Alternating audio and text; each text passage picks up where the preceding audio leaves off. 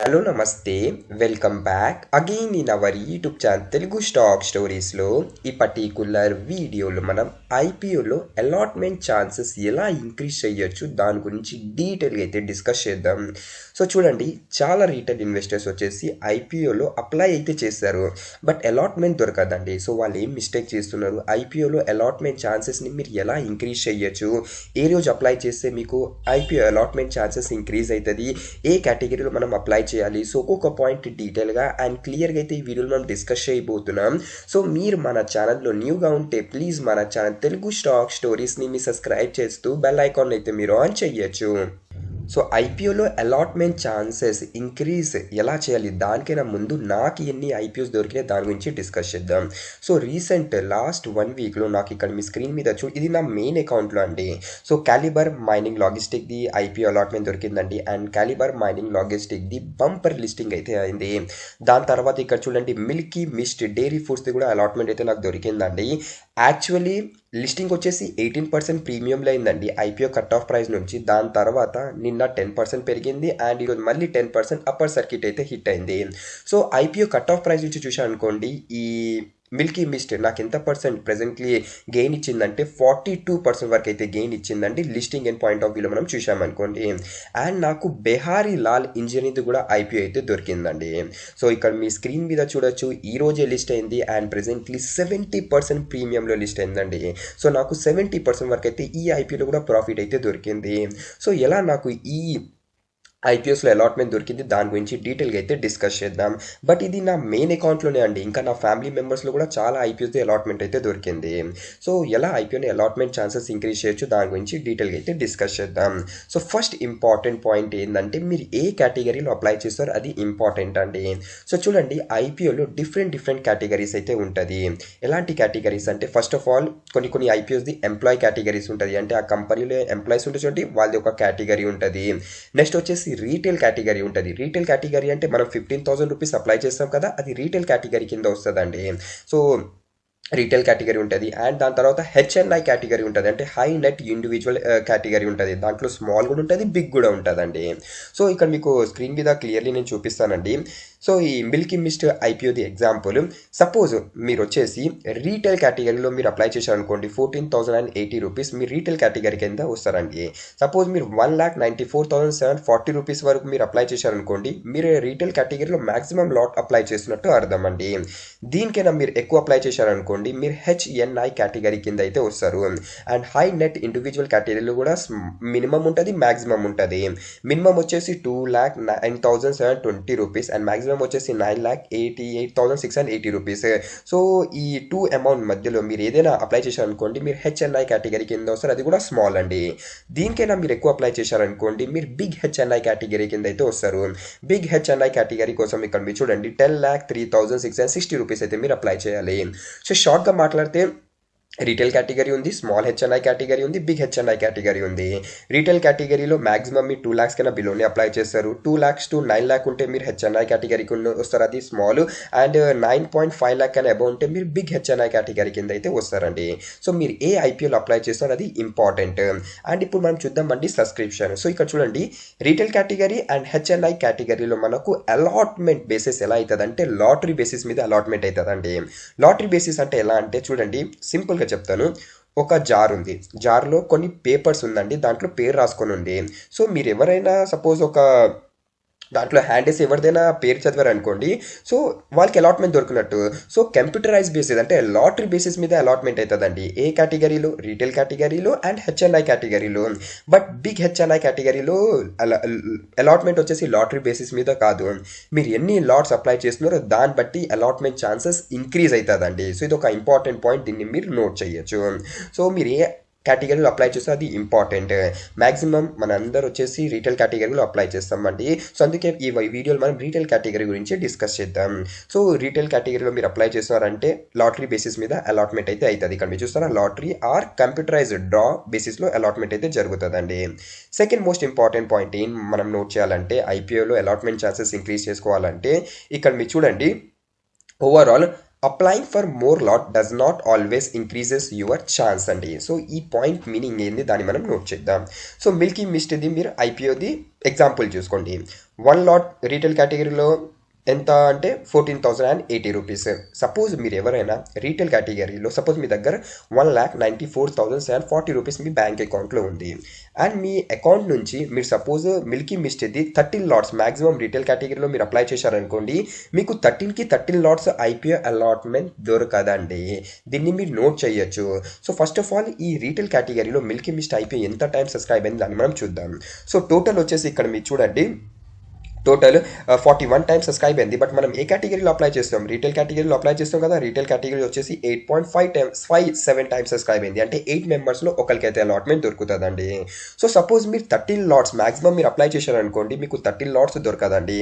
First మీకు ఒకటే lot దొరుకుతుంది. అండ్ అందరికీ ఒక్కొక్క లాట్ దొరికిన తర్వాత మీరు ఎన్ని లాట్స్ అప్లై చేశారు అప్పుడు అది ఇంక్రీజ్ అవుతుందండి. సో క్లియర్ ఎగ్జాంపుల్ మీకు ఇక్కడ స్క్రీన్ మీద చూపిస్తానండి. నేను వచ్చేసి మిల్కీ మిస్ట్ డైరీ ఫుడ్ లిమిటెడ్లో 2 లాట్స్ అప్లై చేశాను. బట్ నాకు ఎన్ని లాట్స్ దొరికింది, ఒకటే లాట్ దొరికిందండి. ఎందుకంటే ఓవర్ సబ్స్క్రైబ్ అయింది, 8 టైమ్స్ ఓవర్ సబ్స్క్రైబ్ అయింది రీటైల్ కేటగిరీలో. సో ఫస్ట్ అందరికీ ఒక్కొక్క లాట్ దొరుకుతుందండి. దాని తర్వాత అందరికీ ఒక్కొక్క లాట్ దొరికిన తర్వాత మీరు 2 లాట్స్ అప్లై చేశారు కదా, అప్పుడు మిగిలినప్పుడు మీకు సెకండ్ లాట్ ఇస్తారండి. సో ఇక్కడ మీరు చూడండి క్లియర్లీ, సపోజ్ నేను 13 లాట్స్ అప్లై చేశాను అనుకోండి, నాకు అప్పుడు కూడా ఒకటే లాట్ దొరికేది. సో మీరు ఎవరైనా ఐపీఓలు అప్లై చేస్తున్నారంటే ఒకటే అకౌంట్ నుంచి మ్యాక్సిమం లాట్స్ అప్లై చేయకండి. సపోజ్ ఆ ఐపీఓ ఓవర్ సబ్స్క్రైబ్ అయింది అనుకోండి, మీ ఫ్యామిలీ మెంబర్స్ ఉంటారు చూడండి, వాళ్ళ అకౌంట్ నుంచి మీరు ఐపీఓని అప్లై అయితే చెయ్యొచ్చు. సో నేను వచ్చేసి చూడండి, నా ఫ్యామిలీ మెంబర్స్ అకౌంట్ నుంచి ఐపీఓని అప్లై చేస్తాను కదా, సో నాకు ఇంకా అలాట్మెంట్ ఛాన్సెస్ ఇంక్రీజ్ అవుతుందండి. సో ఇది ఒక మెయిన్ పాయింట్. మీ మెయిన్ అకౌంట్ నుంచి మ్యాక్సిమం లాట్స్ అప్లై చేయకండి. సపోజ్ మీ దగ్గర 2 lakh రూపీస్ ఉందనుకోండి, మీ ఫ్యామిలీ మెంబర్స్ అకౌంట్ లేదంటే మీరు ఎవరైనా నమ్ముతున్నారు మీ ఫ్రెండ్స్ని, వాళ్ళ అకౌంట్ నుంచి అయితే మీరు అప్లై చేయొచ్చు. సో ఇది సెకండ్ మెయిన్ పాయింట్, దీన్ని మీరు నోట్ చేయొచ్చండి. థర్డ్ మెయిన్ పాయింట్ ఏంటంటే separate pan can provide separate chances. So చూడండి, చెప్పాను కదా, ఫ్యామిలీ మెంబర్ డిఫరెంట్ మీ మెంబర్స్ వచ్చండి వాళ్ళ అకౌంట్ నుంచి అప్లై చేశారనుకోండి, వాళ్ళ పాన్ నెంబర్ ఆబ్వియస్లీ డిఫరెంట్ ఉంటుంది. సో అలాట్మెంట్ ఛాన్సెస్ ఇంక్రీజ్ అవుతుందండి. అండ్ సపోజ్ మీరు అప్లై చేశారు, సో మీరు అప్లై చేశారు కదా, అండ్ మీదొక సబ్స్క్రిప్షన్ అయింది. దాని తర్వాత సపోజ్ మీ మమ్మీ అకౌంట్ నుంచి అప్లై చేశారు, మీ ఫాదర్ అకౌంట్ నుంచి అప్లై చేశారు, మీ బ్రదర్ అకౌంట్ నుంచి అప్లై చేశారు, సిస్టర్ అకౌంట్ నుంచి అప్లై చేశారు అనుకోండి, 4 to 5 టైమ్స్ ఇది అంటే 8 టైమ్స్ సబ్స్క్రైబ్ అయింది కదా మిల్కీ మిస్ట్ ఇది. సో ఇక్కడ చూడండి 4 to 5 టైమ్స్ మీరు అప్లై చేశారు. సో మీ అలాట్మెంట్ ఛాన్సెస్ ఇంక్రీజ్ అవుతుందండి. సో డిఫరెంట్ ప్యాన్ నుంచి మీరు అప్లై చేయడం మీరు ఒక మెయిన్ పాయింట్ని మీరు నోట్ చేయొచ్చు. అండ్ చూడండి, డిఫరెంట్ ప్యాన్ నుంచి అప్లై చేయాలంటే ఆబ్వియస్లీ డిఫరెంట్ డీమెట్ అకౌంట్స్ మనం ఓపెన్ చేసుకోవాలి. సో మీరు ఎవరైనా డీమెట్ అకౌంట్ని ఓపెన్ చేయించుకోవాలనుకుంటున్నారంటే డిస్క్రిప్షన్ బాక్స్లో నేను వచ్చేసి అప్స్టాక్స్, గ్రో, ఏంజల్ వన్ది లింక్ అయితే నేను ప్రొవైడ్ చేస్తున్నాను. సో ఆ లింక్ మీద మీరు క్లిక్ చేసి మీరైతే అకౌంట్ని మీరు ఓపెన్ చేయొచ్చు. ఎందుకంటే దానివల్ల నాకు స్మాల్ బెనిఫిట్ అయితే అవుతుందండి. సో మీరు ఎవరైనా ఐపీఓలో న్యూ డీమెట్ అకౌంట్ ఓపెన్ చేయించుకోవాలనుకుంటున్నారంటే లింక్ అయితే నేను డిస్క్రిప్షన్ బాక్స్లో ప్రొవైడ్ చేస్తున్నాను. అండ్ గ్రో, అప్స్టాక్స్, ఏంజల్ వన్లో మీరు ₹1 కూడా పెట్టకుండా మీరైతే ఈజీగా అకౌంట్ అయితే మీరు ఓపెన్ చేయొచ్చు. సో ఇదైతే third main point. Fourth main point వచ్చేసి ఏంటంటే ఇక్కడ చూడండి, never submit duplicate application using the same pan. దీని మీనింగ్ ఏంటంటే సపోజ్ మీ దగ్గరే ఏంజల్ వన్ది మీ దగ్గర డీమెట్ అకౌంట్ ఉంది, గ్రోది డీమెట్ అకౌంట్ ఉంది, జెరోదాది ఉంది, అండ్ దాని తర్వాత అప్స్టాక్స్ ఉంది. సో సపోజ్ మీరు మీ ప్యాన్ నెంబర్ సేమ్ ఉంటారు కదా. సో మీరు సపోజ్ ఏంజల్ వన్లో ఒక లాట్ అప్లై చేశారు, గ్రోలో ఒక లాట్ అప్లై చేశారు, అప్స్టాక్స్లో ఒక లాట్ అప్లై చేశారంటే మీ టోటల్ అప్లికేషన్ రిజెక్ట్ అయిపోతుందండి. సో మీరు ఒకటే డీమెట్ అకౌంట్ నుంచి అయితే మీరు అప్లై చేయండి. దీన్ని కూడా మీరు నోట్ చేయొచ్చు. దెన్ తర్వాత ఫిఫ్త్ పాయింట్ వచ్చేసి ఏంటంటే ఐపీఓ సక్సెస్ఫుల్గా మీరు మ్యాండేట్ చేశారా లేదా, అది ఇంపార్టెంట్ అండి. అంటే ఏంటంటే ఫస్ట్ ఆఫ్ ఆల్ చాలాసార్లు ఏమవుతుందంటే థర్డ్ డే, అది కూడా mainly third day, 3 days main board IPO ఉంటుంది కదా, థర్డ్ డే ఏమవుతుందంటే ఆఫ్టర్నూన్ తర్వాత మీరు ఐపీఓలో అంటే మీ బ్యాంక్ అకౌంట్ నుంచి ఓవరాల్ పేమెంట్ చేసినా కూడా మీ బ్యాంక్ అకౌంట్లో మనీ డెబిట్ కాదండి. ఎందుకు కాదు? Because of some server issues.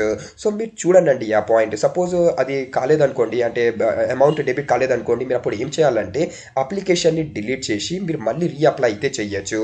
And ఇంకొక పాయింట్ ఏంటంటే రీటైల్ కేటగిరీలో మీరు అప్లికేషన్ని డిలీట్ చేసి మీరు మళ్ళీ అప్లై చేయొచ్చండి. బట్ హెచ్ఎన్ఐ కేటగిరీలో మీరు వన్స్ పేమెంట్ చేసేసారనుకోండి, మీరు ఆ కేటగిరీ నుంచి మీరు ఐపీఓని క్యాన్సిల్ చేయలేరండి. మీరు ఐపీఓ కోసమే వెయిట్ చేయాలి allotment. And within the time IPO పేమెంట్ని మీరు అప్రూవ్ చేయాలండి. అంటే 5 PM అంటే లాస్ట్ థర్డ్ డే 5 PM కైనా బిఫోరే మీరు ఐపీఓని పేమెంట్ ఉందో చూడండి అది అప్రూవ్ చేసేయాలండి. 5 PM తర్వాత మీరు ఐపీఓ పేమెంట్ చేశారనుకోండి, ఐపీఓ వచ్చేసి రిజెక్ట్ అయితే అయిపోతుంది. 6th పాయింట్ వచ్చేసి ఏంటంటే, మీరు ఎవరైనా ఐపీఓలో అప్లై చేస్తున్నారు కదా, అండ్ ఏ బ్యాంక్ అకౌంట్ నుంచి అప్లై చేస్తున్నారు దాంట్లో సఫిషియంట్ అమౌంట్ అయితే మీరు పెట్టుకొని ఉండాలండి. సపోజ్ మీరు రాంగ్ పిన్ పెట్టినా లేదంటే సఫిషియంట్ అమౌంట్ లేకపోయినా కూడా ఏమవుతుంది, first of all IPO apply కాదండి. సో దానివల్ల ఏమవుతుంది, మళ్ళీ మీ ఐపీఓ అప్లికేషన్ ఏమో రిజెక్ట్ అయితే అయిపోతుంది. దాని తర్వాత ఇక్కడ మీరు చూడండి 7th పాయింట్ వచ్చేసి applying on day does not give you A lottery advantage అండి. సో చాలామంది ఏమనుకుంటారంటే ఫస్ట్ డే అప్లై చేస్తే ఐపీఓలో అలాట్మెంట్ ఛాన్సెస్ ఇంక్రీజ్ అవుతుందని. సో అలా ఏం కాదండి, ఎవరు కన్వీనియన్స్ బట్టి వాళ్ళైతే అప్లై చేస్తారు. సో నేను ఏ డే అప్లై చేస్తానంటే, నేను వచ్చేసి చూడండి 3rd డే అప్లై చేస్తాను, అది కూడా 12 PM ముందు అప్లై చేస్తానండి. ఎందుకంటే 12 PM తర్వాత నేను అప్లై చేశాను అనుకోండి, చాలాసార్లు ఏమవుతుంది అంటే నాకు యూపీఐ రిక్వెస్టే రాదండి. ఎందుకంటే సర్వర్ ఇష్యూ, చాలామంది అప్లై చేస్తారు కదా, యూపీఐ రిక్వెస్ట్ రాదు. సో మీరు ఎవరైనా ఫస్ట్ ఆఫ్ ఆల్ సెకండ్ డేనే మీరు అప్లై చేయడానికి ట్రై చేయండి.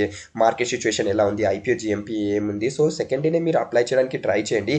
లేదు సెకండ్ డే కుదరలేదంటే 3rd డే మీరు 12 PM మధ్యాహ్నం ముందే మీరు అప్లై చేశారనుకోండి, మీకు ఓవరాల్ కొంచెం సేఫ్ సైడ్లో ఉంటారు. సో ఐపీఓ రిక్వెస్ట్ మీ ఫోన్పే, గూగుల్ పేలో లేట్ వచ్చినా కూడా ఈవినింగ్ వరకు వచ్చే ఛాన్సెస్ అయితే ఉంది.